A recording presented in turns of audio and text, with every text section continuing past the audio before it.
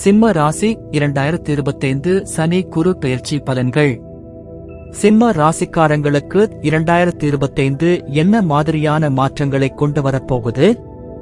சனி பகவான் மார்ச் மாதம் 29ஆம் தேதி மீன ராசிக்கு போயிடுவாரு. அதே மாதிரி குரு பகவான் மே மாதம் 14ஆம் தேதி மிதுன ராசிக்கு நகரப் போறாரு.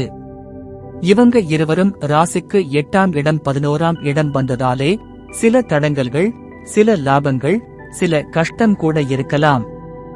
ஆனா முக்கியமான முன்னேற்றங்களும் இருக்கும். ஏற்கனவே கஷ்டப்பட்டவங்க பொது திருப்பங்கள் பார்க்க போறீங்க.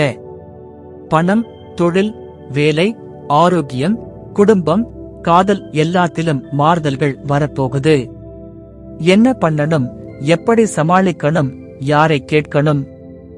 இதோ முழு விவரம். 2025 சனி பெயர்ச்சி பலன்கள். சிம்ம ராசி. சனி பகவான் எங்க இருந்தாரு? கடந்த 2 வருஷமா உங்க 7ஆம் இடத்தில் இருந்தார். அதான் குடும்ப பிரச்சனைகள், மன அழுத்தம், வேலை ஸ்ட்ரெஸ், உடல்நல பிரச்சனை எல்லாம் வந்தது. இப்போ சனி பகவான் அஷ்டமம் 8ஆம் இடம் வரறாரு. ஏன்னா இது சவால்கள், டெஸ்ட், கன்சல்ட் டைம். வேலை தொழிலில் கொஞ்சம் கவனமா இருங்க, மாற்றங்கள் வர வாய்ப்பு இருக்கு.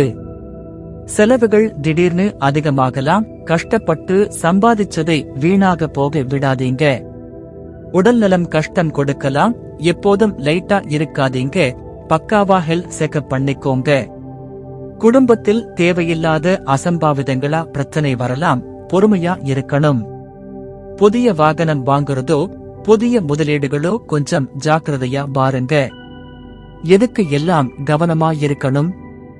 பணமே முக்கியம். உங்க செலவுகள் லிமிட்டேட் பண்ணிக்கோங்க. உடல் நலம் பாதிக்கலாம். முதுகு வலி, உடல் நலக்குறைவு எல்லாம் வர வாய்ப்பு இருக்கு. வழக்குகள், சட்ட பிரச்சனை வந்துடக்கூடாது. எதையும் முறையாக ரிசர்ச் பண்ணி நடக்கணும். பரிகாரங்கள், remedies for Saturn transit. Saneeswarar கோவிலுக்கு போய் எண்ணெய் அபிஷேகம் செய்யவும். சனிக்கிழமைகளில் கருப்பு உளுந்து சமைத்து படைப்பதற்கு கொடுக்கவும். எந்த விஷயத்திலேனும் ஏழை மக்களுக்கு உதவணும். 2025 குரு பெயர்ச்சி பலன்கள். சிம்ம ராசி. சிம்ம ராசிக்காரர்களுக்கு குரு பகவான் ஒரு பெரிய பாக்கியம் வரச் சொல்லிக்கிட்டே இருக்கார். இது அத்தனை பெரிய லாபமாக இருக்கும்னா உங்க 11ஆம் இடத்துக்கு குரு வர்றார். பணவரவு நல்ல லெவலுக்கு அதிகமாகும். தொழில் வேலையில் பெரிய வாய்ப்புகள் கிடைக்கும்.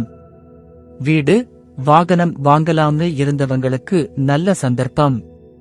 குழந்தை பேறு எதிர்பார்த்தவங்களுக்கு நல்ல யோகம். காதல், திருமணம், நல்ல சந்தோஷமான கட்டங்கள் வரப்போகுது. எதுக்கு எல்லாம் கவனமாயிருக்கணும்? செலவுகளும் கூடும். என்ன செலவு, எப்படி செலவு, யாருக்கு செலவு பண்ணுறது? யோசிங்க.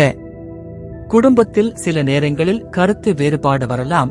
அதனால் அவசர முடிவுகள் எடுக்காதீங்க. பரிகாரங்கள். வியாழக்கிழமைகளில் குரு பகவானுக்கு வழிபாடு செய்யணும்.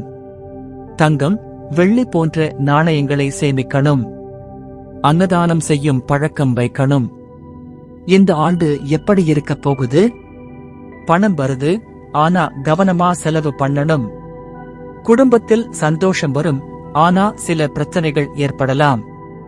வேலை, தொழிலில் முன்னேற்றம் இருக்கும், ஆனா உடல் நலம் பாதிக்கக்கூடும். கல்வி, போட்டித் தேர்வுகளில் நல்ல முன்னேற்றம் இருக்கும். திருமணம், காதல் வாழ்க்கை, இனிமையான மாற்றங்கள். சனி சொல்றார் சோதனை நேரத்துக்கு தயார். குரு சொல்றார் லாபம் வரும், ஆனா உழைச்சா மட்டும்.